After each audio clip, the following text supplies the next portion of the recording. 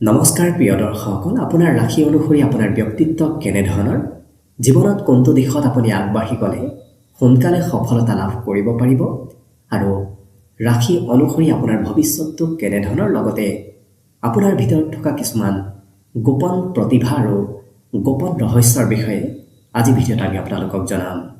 গতিকে ভিডিঅ'টো শেষলৈকে চাই থাকিব। অৱশ্যে ভিডিঅ'টো আৰম্ভ কৰাৰ পূৰ্বে আপোনালোকলৈ এটা বিশেষ অনুৰোধ যে ভিডিঅ'টোত এটা লাইক কৰিব আৰু যদি আজি প্ৰথমবাৰৰ বাবে এই চেনেলটোলৈ আহিছে তেতিয়াহ'লে চেনেলটো ছাবস্ক্ৰাইব কৰি কমেণ্ট বক্সত জয় শ্ৰীকৃষ্ণ লিখিবলৈ একেবাৰে নাপাহৰিব। গতিকে আহক আজি ভিডিঅ'টো আৰম্ভ কৰোঁ। ৰাশিচক্ৰৰ প্ৰথমটো ৰাশি হৈছে মেষ ৰাশি। মেষ ৰাশিৰ ব্যক্তিসকল জন্মগতভাৱে সাহসী আৰু মনোবলী ব্যক্তি এই কাৰণেই কাৰণ মেষ ৰাশিৰ অধিপতি গ্ৰহ হৈছে মঙ্গল গ্ৰহ। যিহেতু মঙ্গল গ্ৰহ হৈছে সাহস, মনোবল, আত্মবিশ্বাসৰ কাৰক গ্ৰহ, গতিকে জন্মগতভাৱে আপোনাৰ ব্যক্তিত্বত সাহসিক মনোবৃত্তি নিশ্চয় আছে। লগতে এই মেষ ৰাশি হৈছে অগ্নি তত্ত্বৰে গঠিত ৰাশি, গতিকে অগ্নি তত্ত্বৰ ব্যক্তিত্ব আপোনাৰ ভিতৰত নিশ্চয় আছে।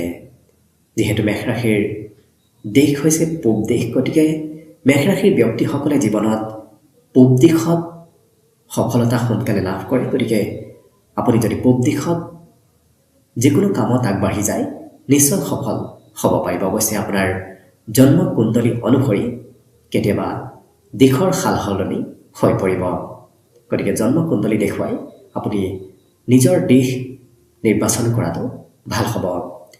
লগতে মেষ ৰাশিৰ ব্যক্তিসকল যিহেতু জন্মগতভাৱেই কিছু গোপন ব্যক্তিত্বৰ গৰাকী, লগতে এই ৰাশিৰ ব্যক্তিসকলৰ মন কিছু সৎ হয়, সদায় পৰিষ্কাৰ পৰিচ্ছন্ন এওঁলোকে ভাল পায়, লগতে খুব পৰিপাটি হৈ থকা পৰিলক্ষিত হয়। এওঁলোকে জীৱনত সদায় ডিচিপ্লিন মেইনটেইন কৰি চলাও দেখা যায়। কেতিয়াও এওঁলোকে নিজৰ দিন পৰিচৰ্যা সলনি কৰিব নিবিচাৰে, নিজৰ কাম সদায় নিজেই কৰে আৰু প্ৰাধান্য আনক দিয়াতকৈ নিজক এওঁলোকে বেছি প্ৰাধান্য দিয়া দেখা যায়। সৎ মনৰ গৰাকী হোৱাৰ লগে লগে স্পষ্ট মনোভাৱ এই মেষ ৰাশিৰ ব্যক্তিসকলৰ ব্যক্তিত্বত সদায় থাকে। কোনোবাই বেয়া পালেও এই ৰাশিৰ ব্যক্তিসকলে স্পষ্টভাৱে কথাবোৰ সদায় কয়। লগতে নেতৃত্ব লোৱাৰ গুণ এই মেষ ৰাশিৰ ব্যক্তিসকলৰ ভিতৰত জন্মগতভাৱেই থাকে, কাৰণ মঙ্গল গ্ৰহই মেষ ৰাশিৰ ব্যক্তিসকলক জীৱনত নেতৃত্ব লোৱা গুণ সদায় প্ৰদান কৰে।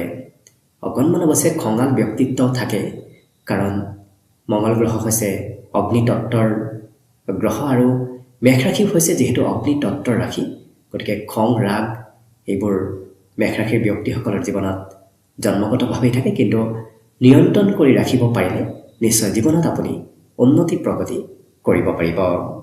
লগতে কৰ্ম হিচাপত আপুনি যদি সেনাবাহিনীত আগবাঢ়িব খোজে, মেডিকেলৰ ক্ষেত্ৰত যাব খোজে, নতুবা খেলা ধূলাৰ ক্ষেত্ৰত আপুনি যাব খোজে, তেতিয়াহ'লে আপুনি কৰ্ম আপোনাৰ বাবে নিশ্চয় মুকলি কৰিব পাৰিব আৰু সেই কৰ্মই আপোনাক জীৱনত সদায় উন্নতি প্ৰগতি দিয়া দেখা যাব।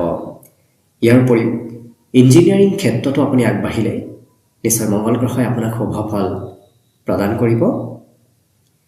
লগতে নেতৃত্ব লোৱাৰ ব্যক্তিত্ব য'ত য'ত থাকে সেই কৰ্মত আপুনি যদি আগবাঢ়ে নিশ্চয় জীৱনত শুভ ফল লাভ কৰিব। গতিকে য'ত নেতৃত্বৰ প্ৰয়োজন সেই ক্ষেত্ৰত মেষ ৰাশিৰ ব্যক্তিসকলৰ সদায় প্ৰয়োজন হোৱা দেখা যায়। আপুনি লক্ষ্য কৰিলে দেখিব সমাজত বেছিভাগ নেতৃত্ব লোৱা ব্যক্তিয়ে মেষ ৰাশিৰ ব্যক্তি।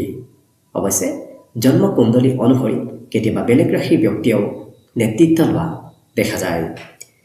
ইয়াৰ উপৰিও প্ৰেম সম্পৰ্কত এই ৰাশিৰ ব্যক্তিসকল কিছু আৱেগিক ব্যক্তি, প্ৰেমক সদায় এওঁলোকে প্ৰাধান্য নিশ্চয় দিয়ে আৰু প্ৰেম সম্পৰ্ক সদায় এই ৰাশিৰ ব্যক্তিসকলে বৰ্তাই ৰাখিব বিচৰা দেখা যায়। কেতিয়াও প্ৰেম বিচ্ছেদ তেওঁলোকে কৰিব নিবিচাৰে, দায়িত্ব হিচাপে প্ৰেম সম্পৰ্ক পালন কৰা দেখা যায়। কিন্তু খঙে বহু সময়ত প্ৰেমত অকণমান খেলি মেলিও অনা দেখা যায়। গতিকে যদি প্ৰেম সম্পৰ্কত মেষ ৰাশিৰ ব্যক্তিসকলে নিজৰ খং নিয়ন্ত্ৰণ কৰিব পাৰে তেতিয়াহ'লে সেই প্ৰেম বিবাহিক সম্পৰ্কলৈ ৰূপান্তৰ হোৱাও দেখা যায়। লগতে এই ৰাশিৰ ব্যক্তিসকলৰ বৈবাহিক ক্ষেত্ৰত কিছু পলম হয়। বিবাহত বহু সময়ত এওঁলোকৰ পলমকৈ বিবাহ হোৱা দেখা যায়। কিন্তু এই ৰাশিৰ ব্যক্তিসকলৰ যিকোনো ক্ষেত্ৰত আগবাঢ়ি যোৱাত মনোবল বহুখিনি বৃদ্ধি পায়।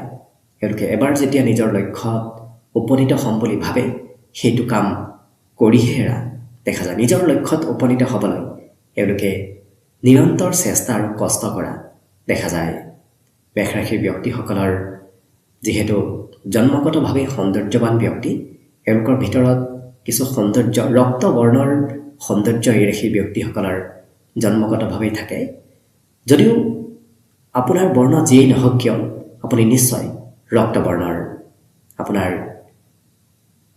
যদি উচ্চ ৰক্তচাপ আছে তেতিয়াহ'লে অকণমান স্বাস্থ্যৰ যত্ন ৰখাৰ প্ৰয়োজন আছে, কাৰণ আপোনাৰ ভিতৰত জন্মগতভাৱে কিছু ৰক্তৰ সঞ্চালন বেছি। গতিকে আপুনি নিজৰ উচ্চ ৰক্তচাপ নিয়ন্ত্ৰণ কৰাৰ প্ৰয়োজন আছে। লগতে এই ৰাশিৰ ব্যক্তিসকলৰ বহু সময়ত বেমাৰ হিচাপত ৰোগ হিচাপত অৱশ্যে মূৰৰ বিষ অথবা উচ্চ ৰক্তচাপৰ বাহিৰে বাকী কোনো ধৰণৰ বেমাৰ আজাৰে কোনো ধৰণৰ ক্ষয়ক্ষতি কৰিব এই ৰাশিৰ ব্যক্তিসকলক নোৱাৰে, কাৰণ জন্মগতভাৱে ইমিউনিটি ছিষ্টেম এই মেষ ৰাশিৰ ব্যক্তিসকলৰ বহু পৰিমাণে বেছি থাকে। কিন্তু দেহত সৰু সুৰাভাৱে আঘাতপ্ৰাপ্তও সৰুতে হয় এই ৰাশিৰ ব্যক্তিসকল। বিশেষকৈ কটা চিঙা মাজে সময়ে মেষ ৰাশিৰ ব্যক্তিসকলৰ দেহত কিছু চিহ্ন থাকে। গতিকে আপোনাৰ দেহত হয়তো তেনেধৰণৰ চিহ্ন নিশ্চয় আছে। কিন্তু মেষ ৰাশি হিচাপত এই ৰাশিৰ ব্যক্তিসকলৰ ভৱিষ্যত সজাই উজ্জ্বল হয়, যিহেতু এলাহ ভাৱ এই ৰাশিৰ ব্যক্তিসকলৰ একেবাৰে নাথাকে। গতিকে সেইটো আপোনাৰ বাবে খুব পজিটিভ পইণ্ট।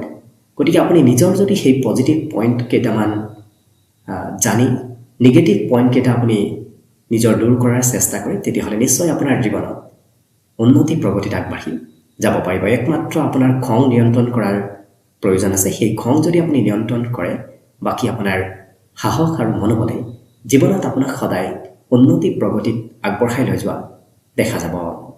গতিকে আশীষ কৰিছোঁ আপোনাৰ জীৱনটো যেন সুন্দৰ হওক, ভগৱানৰ কৃপাত আপোনাৰ ভৱিষ্যতটো উজ্জ্বল হৈ পৰক, তাৰে কামনাৰে আজিৰ ভিডিঅ'টো ইমানতে সামৰণি মাৰিছোঁ। ধন্যবাদ।